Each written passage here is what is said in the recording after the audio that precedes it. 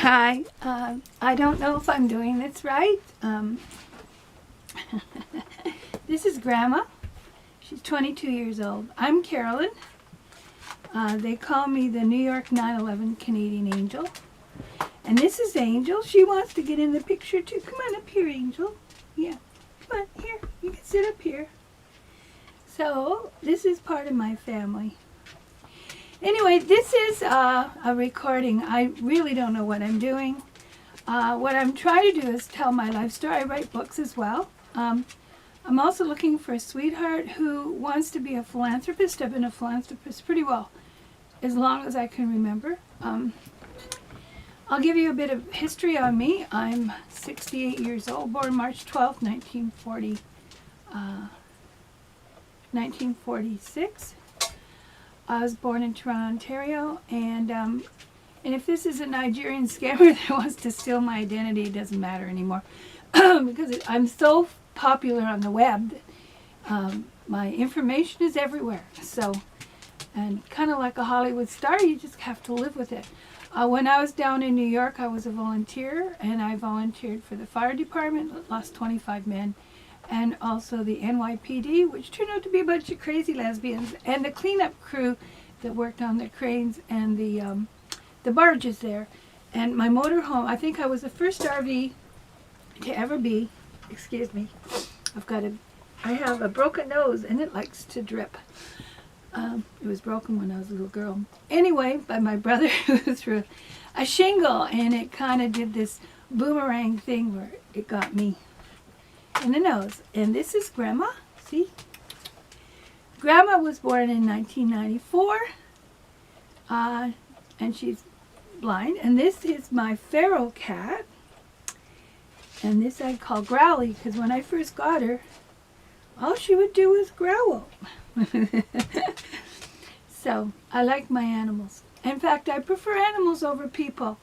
What I'm trying to do on this video is trying to find somebody who's kind of like me, who's spiritual. I used to be very religious. I was raised as a Jehovah's Witness, and then I switched to Mormonism, and I was attracted to patriarchal systems because I was raised in a family where we were all A-personality kind of families. My dad was the top real estate broker in Canada for 10 years. My grandfather was a vice president of IBM. Our family owned Melrose Tea and Coffee Company. Mind you, I left home when I was very young, and because I just got tired of the control and the abuse. I was offered a job in New York as a model at that time, which I turned down. Instead, I went to Montreal.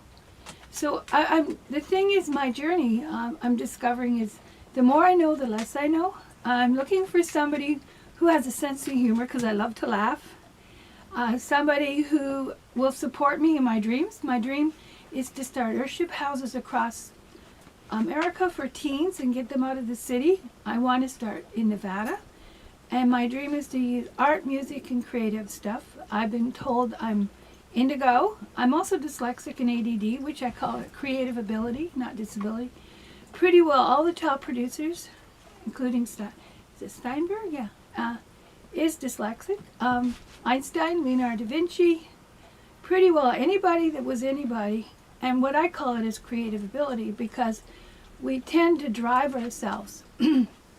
And the only thing is, I've never seen my money as my money. I've always seen it as God's money. I had 4 bed and breakfasts in Vancouver, and I'm from 14171 Marine Drive, and a 7,000 square foot house on the beach.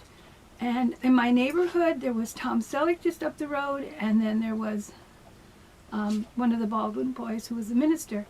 I think it was Stephen. And so what I'm trying to find is somebody who is a bit of an entrepreneur, but is a philanthropist and has the same dream of helping teens. I have a 12-step church, and I'm also an ordained minister through the Universal Church. And the reason I went through that church is because I find most churches, I'm kind of nervous. When I'm nervous, I talk too much and talk too fast, so I'm told. According to my counselor, I hit people over the head with a sledgehammer. And then, because when I was a little girl, I was very shy. I didn't even talk in kindergarten or grade 1. I had to learn to talk because I was so shy. And I overcompensated. And my dad owned, at that time, a garage. We owned a garage with a store and a restaurant. And that kind of helped me. And this is little boy, who's my troublemaker. I should call him Trouble. He steals all my food, cookies. He stole my cheese last night. I'm having to put him in the bathroom when I eat, because if I turn around for 2 seconds, it's gone. And lately I've been putting him in the bathroom a lot because I'm training them to use the toilet. So I like my animals, and I was a cat breeder, but I stopped. I moved down here to Nova Scotia because I wanted to start healing centers, so I sold all my bed and breakfasts and everything in BC. And my one house, the 7,000 square foot house, I really miss on the beach without my commercial swimming pool. I miss it. Actually, I used to love washing my sheets in there. But anyway, the thing is that I came out here to start healing centers only to find out that they don't like outsiders. And I've been here since 2005 and tried to sell my stuff, and then I couldn't. And then I was robbed, and then I had a contractor who turned out to be a quote contractor. And when I put him in jail, just coincidental, my buildings got burnt that we were renovating, and my truck got vandalized, my car got sugar in the gas tank. So he was a very angry man. Down here we have the highest arsons in the world per capita. Every time I turn around, there's another fire, and you can't get insurance here anymore because of it. But that's sad, because it's a beautiful place. I came here because Robert Bateman, who's my kind of godfather, who's my high school teacher, talked me into moving here because his mom was from here. So what I'm looking for is a special person. Eventually I want to get back down to 4 cats. I have 3 dogs now, a Angel, and I have Blackie, who's over there, a Blacks. Yeah, looks more like a lab. And I have Angel, it's a purebred border collie. The only thing is they inbred her too much. And she did kill 2 cats at one time. So I have to watch her because she's really jealous. I've never had animals that are what they call alpha personalities.